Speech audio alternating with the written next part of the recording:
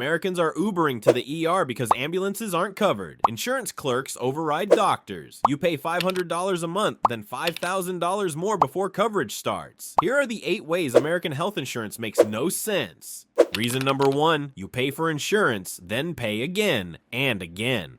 Alright, reason number 1, health insurance is the only product where you pay for it, then pay to use it, then pay more after using it. Here's how it works. You pay a monthly premium. That's your subscription fee for having insurance. The average American pays about $500 a month. That's $6,000 a year just to have coverage. But that doesn't actually cover anything yet. That's just the entry fee. Now you get sick and need to see a doctor. You pay a copay. That's usually $30 to $50 just to walk in the door. The doctor says you need a test. That's another copay. You need medication. Another copay. But wait, there's more. You also have a deductible. That's the amount you pay out of pocket before insurance starts covering anything. The average deductible in America is over $5,000. So you've paid $6,000 in premiums, and now you're paying another $5,000 before insurance kicks in. That's $11,000 before your insurance does anything. But it gets better. After you hit your deductible, insurance doesn't cover everything. You still pay co-insurance, usually 20% of the remaining cost. So you're paying a monthly fee, a deductible, co-pays, and co-insurance. 4 separate charges for the same coverage. Imagine if Netflix worked like this. You pay $15 a month for the subscription. Then you pay $5 every time you log in. Then you pay $2,000 before you can watch anything. Then you pay 20% of each movie's production budget. Nobody would accept that. But with health insurance, totally normal.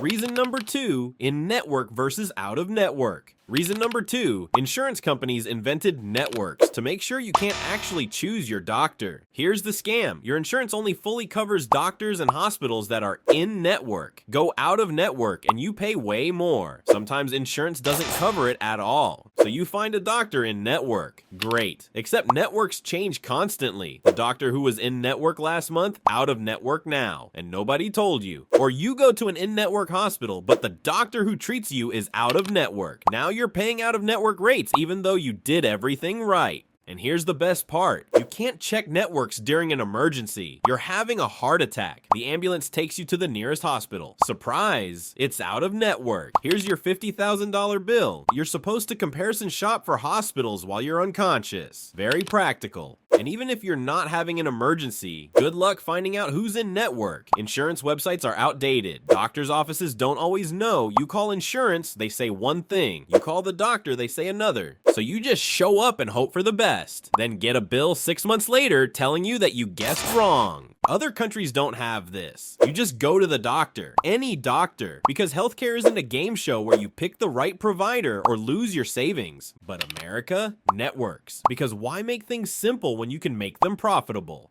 Reason number 3, prior authorization. Insurance decides your treatment. Reason number 3, your doctor prescribes treatment, then insurance overrides it because a clerk with no medical training disagrees. Here's how prior authorization works. Your doctor, who went to medical school for 12 years, examines you, runs tests, and prescribes medication or treatment. Then your insurance says no.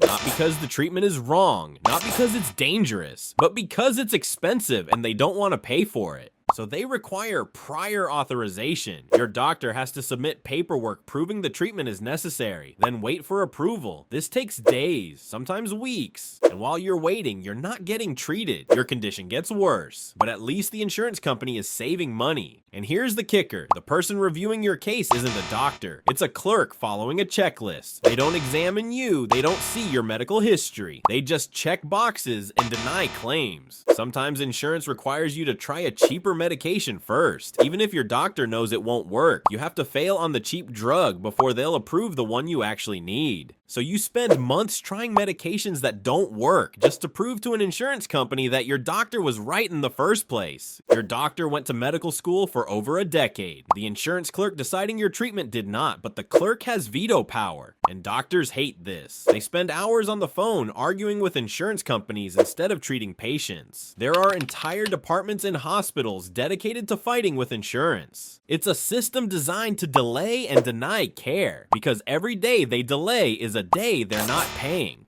Reason number 4, you can't know the price until after. Reason number 4, American healthcare is the only industry where you can't know the price until after you've received the service. Try calling a hospital and asking how much a procedure costs. They won't tell you. It depends on your insurance. Okay, here's my insurance information. We still can't tell you. They won't give you a price, not an estimate, not a range, nothing. You just show up, get treated, and then find out weeks later what you owe. And the price isn't consistent. The same procedure at the same hospital can cost $500 or $5,000 depending on how it's coded, and you have no control over the coding. Other countries post prices like a restaurant menu. You know what a hip replacement costs before you agree to it. But America, it's a surprise. Imagine if every business worked like this. You go to a car dealership. How much is this car? We can't tell you until after you buy it. You'd leave. But with healthcare, you can't leave. You need the treatment, so you just agree and hope the bill isn't catastrophic. And hospitals charge different amounts to different people for the same service. Someone with one insurance plan pays $1,000. Someone with a different plan pays $3,000. Someone without insurance pays $10,000. Same procedure, same hospital, same doctor, 3 different prices. That's not a market, that's a shell game, and you're the mark. Reason number 5, ambulances aren't covered. Reason number 5, you can't choose which ambulance picks you up during an emergency, but you're financially responsible for it anyway. Ambulance rides in America cost an average of $1,200, sometimes more, and they're often not covered by insurance, or they're out of network, which means you pay most of it. So you call 911 during a medical emergency, and an ambulance shows up. You don't get to pick which company. You don't get to check if they're in network. You're having a heart attack. You don't have time for that. But weeks later, you get a bill for $2,000 because the ambulance company wasn't in your network, even though you had no choice. This has gotten so bad that Americans are taking Ubers to the emergency room to avoid ambulance bills. People are comparison shopping for rideshare services while they're having medical emergencies. There are literal stories of people having heart attacks and saying, "Don't call an ambulance, it's too expensive." That's not a healthcare system. That's a deterrent to getting help. And here's the absurd part. The ambulance takes you to a hospital. If the hospital is in network, you'd think the ambulance would be too, right?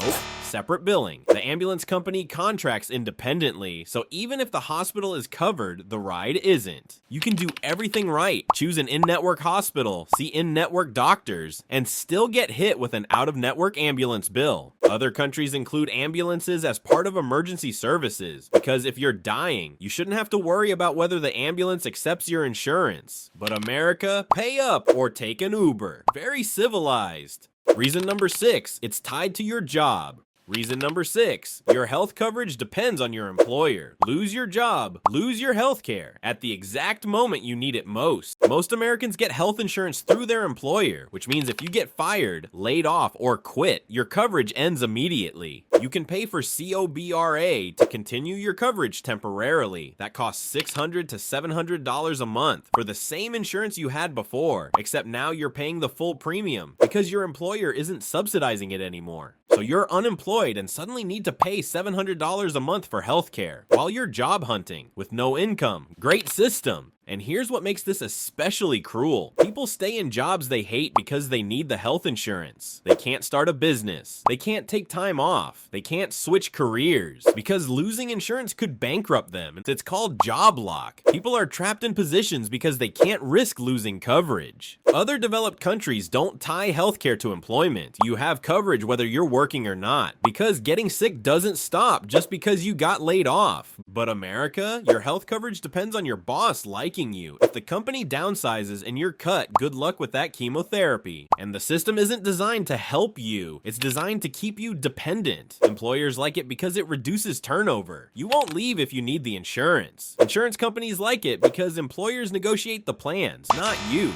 So you're stuck paying for coverage you can't afford to lose from a job you can't afford to leave. Very free. Reason number 7, explanation of benefits looks like a bill, but isn't. Reason number 7, insurance companies send you documents that look like bills but aren't bills, just to confuse you. After you see a doctor, you get something called an explanation of benefits in the mail. It's several pages long and says things like, amount you may owe, $3,000. So you panic. You think you owe $3,000, but it's not a bill. It's just a summary of what insurance covered and what you might owe, maybe, eventually. But it looks like a bill. It has dollar amounts. It says you owe. any reasonable person would think they need to pay it. And here's the best part. You can't pay it even if you want to, because it's not a bill. There's no payment option. It's just information. Then, weeks or even months later, the actual bill shows up, and it's a different amount because the explanation of benefits was just an estimate. The real bill reflects what you actually owe after insurance processes everything. So now you have two documents with two different amounts, and you have no idea which one is correct. Why do insurance companies do this? Allegedly to keep you informed. In reality, it just creates confusion. Other countries don't do this. You get one bill, you pay it, done. But America? You get fake bills, then real bills, then amended bills, then collections notices because you didn't pay the bill you didn't know was real. Very efficient. Reason number 8, surprise billing. You can't choose who's in your surgery. Reason number 8, you can go to an in-network hospital, see an in-network surgeon, and still get a massive bill because someone you never met was out of network. Here's how surprise billing works. You need surgery. You do your homework. You pick an in-network hospital. You pick an in-network surgeon. You check everything twice. Surgery goes fine. Then 2 months later, you get a bill for $4,000. Why?